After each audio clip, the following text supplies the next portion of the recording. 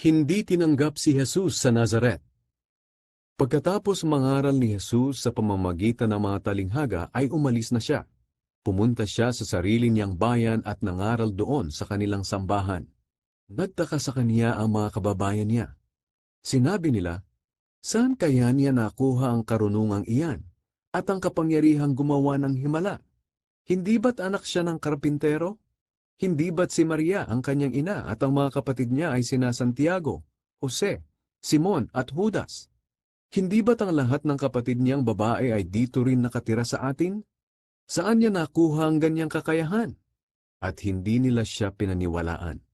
Kaya sinabi ni Jesus sa kanila, "Ang isang propeta ay ginagalang kahit saan, maliban lang sa sarili niyang bayan at pamilya." Kaya hindi gumawa si Jesus ng maraming himala roon dahil sa kawalan nila ng pananampalataya sa Kanya.